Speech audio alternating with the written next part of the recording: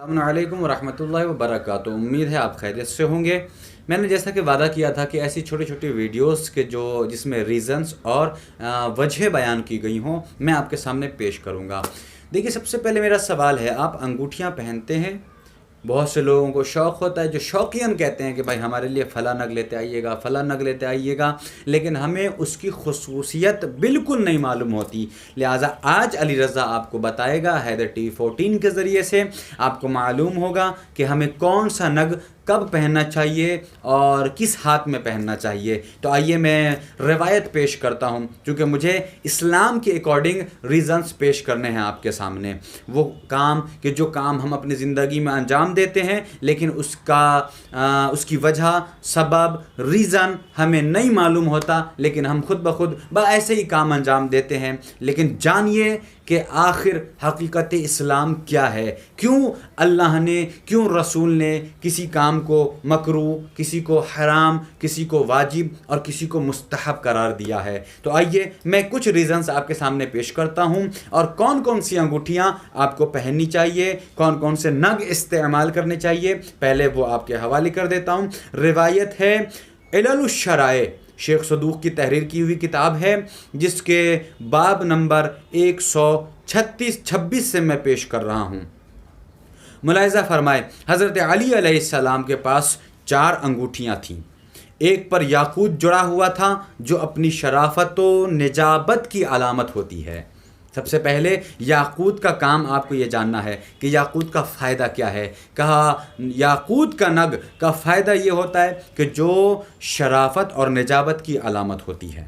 پہلی بات اس سے ثابت ہوئی۔ دوسرے پر فیروزہ تھا۔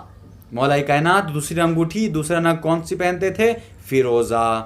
اس فیروزے کا کام اور اس کا فائدہ یہ تھا کہ یہ فتح و نصرت کے لیے استعمال ہوتا ہے۔ فیروزہ آپ کو جیت دلائے گا، کسی بھی جنگ میں آپ کو نصرت اور آپ کی مدد فرمائے گا۔ تیسری انگوٹھی جو مولا کائنات پہنتے تھے وہ حدید چینی، جو اس وقت میری انگلی میں نہیں ہے لیکن وہ میرے پاس موجود ہے۔ حدید چینی، حدید چینی کا کام یہ ہے کہ یہ آپ کو قوت و طاقت بخشتا ہے۔ یہ نگ آپ کو قوت و طاقت دیتا ہے۔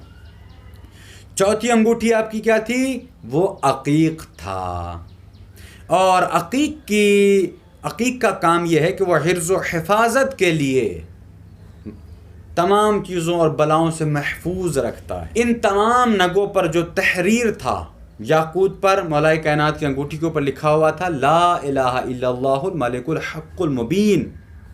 فیروزے پر نقش تھا اللہ الملک الحق المبین۔ حدید چینی پر نقش تھا العزت للہ جمیعا، اور عقیق پر ما شاء اللہ لا قوت الا باللہ استغفر اللہ، یہ نقش تھا۔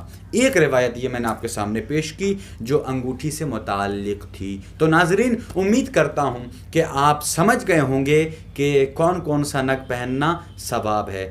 ہاں، میں انکار نہیں کرتا، اور بھی کسی اور نگ کے بارے میں اگر روایتیں آئی ہوں، میرا علم اتنا نہیں ہے، لیکن جو روایت میرے سامنے آئی میں نے آپ کے سامنے پیش کر دی ہے۔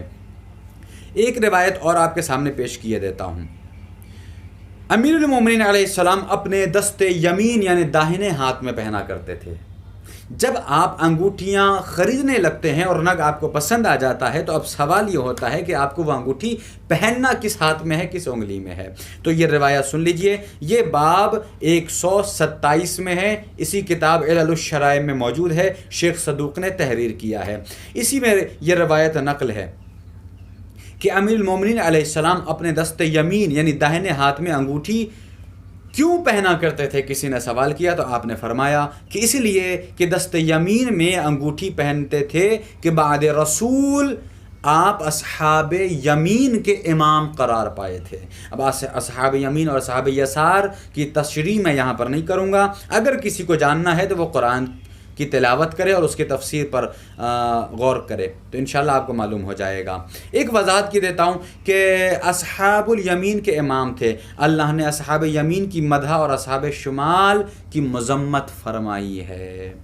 رسول اللہ صلی اللہ علیہ وآلہ وسلم بھی داہنے ہاتھ میں ہی انگوٹھیاں پہنا کرتے تھے، اور یہ ہمارے شیعوں کی علامت ہے۔ وہ انگوٹھیاں پہننا شیعوں کی علامت ہے، معصوم نے فرمایا۔ جلدی سے ایک روایت اور پیش کیے دیتا ہوں۔ حضرت علی علیہ الصلوۃ والسلام سے یہ رسول اللہ نے فرمایا کہ مقربین کون؟